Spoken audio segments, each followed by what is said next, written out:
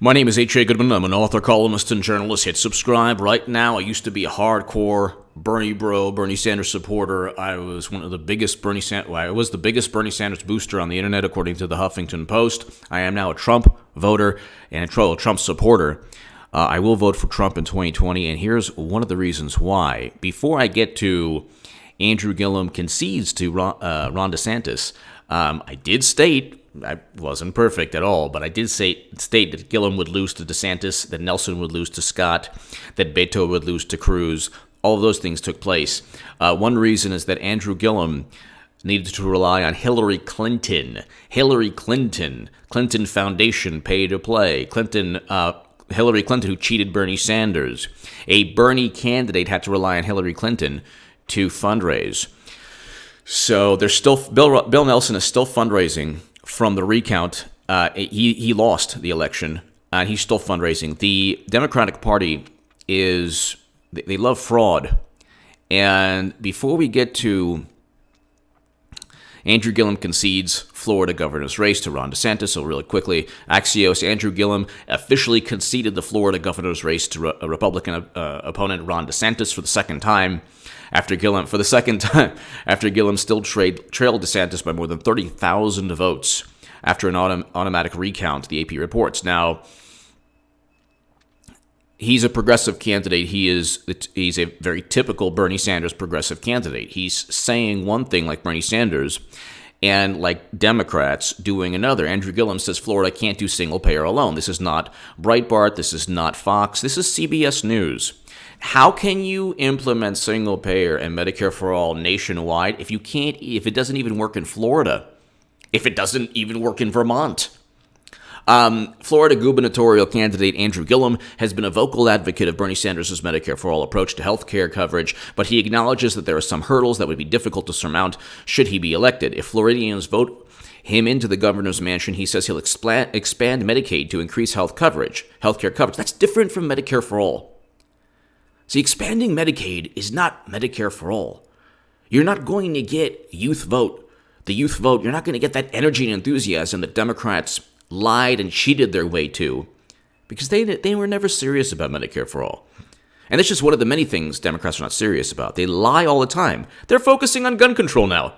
That's not a Bernie Sanders issue. If anything, they were saying that he was in love with the NRA in 2016.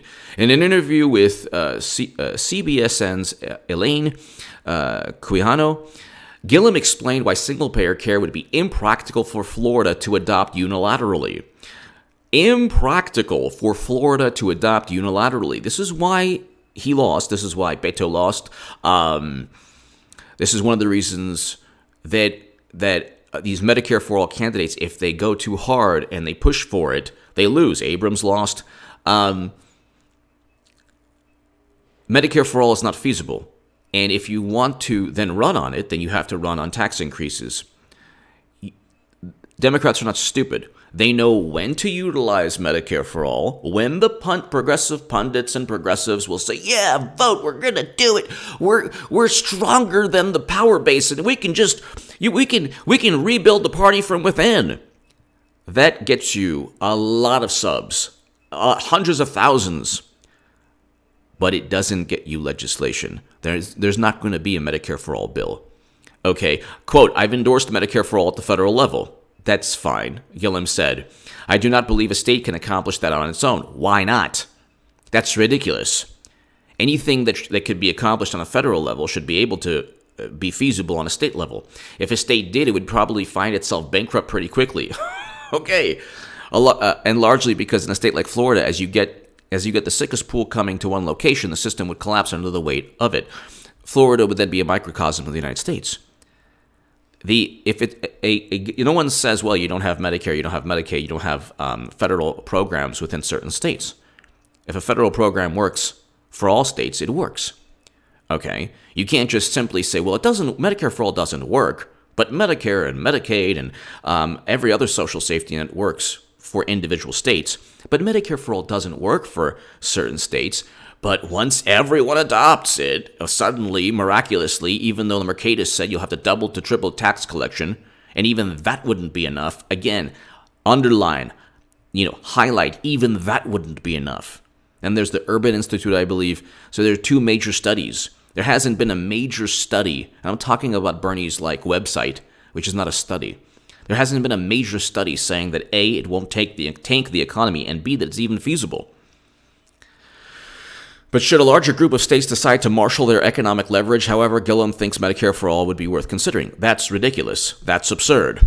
So that's another just, double speak. Oh, well, we'll talk about it. It could work. It could work. If a whole bunch of states do it. Well, yeah, let's start it at one state, see if it works. If it doesn't work in one state, it's not going to work at the federal level. That's just basic common sense. Name me a program that works in one state that is feasible in one state, but not feasible throughout the country in every other state. If states were to make that move, that option might be to find a consortium of states who might be able to come together. Why would a consortium? You still have more Republican governors. You still have more Republican senators. So, it's like they do things. This is one reason why Gillum lost, and it's one reason why nationally, when you're talking about governors or the Senate, Republicans increased their lead in the Senate. Why? Because people voting for the Senate aren't drawn to, Medicare for all, I guess it can work everywhere. No. It's just one example, by the way. $15 federal minimum wage, all of these things. They're going to gun control. If states were to make that move, the option might be to find a consortium of states who might be able to come together, call together the buying power and the negotiating power of a collection of states. The negotiating power. The Affordable Care Act is not affordable. You still need $7,600 out of pocket. Again, you still need $7,600 out of pocket. So when you hear pundits saying, I'm morally superior to you. Do you know how many millions of people don't have access to health care? Access equals money for health care. They don't have the money to pay out of pocket. Okay? If you don't have the $7,600 out of pocket for the Affordable Care Act, if you don't have $5,600 out of pocket for Medicare, then you're not going to be able to afford Medicare for all because there will be some type of premiums. And also, in some countries with Medicare that have single payer, there are still private insurers for people who want better health care. How does that work? Give me your thoughts below. Andrew Gillum conceded finally, a million times better than Bill Nelson. Hit subscribe right now. Thank you.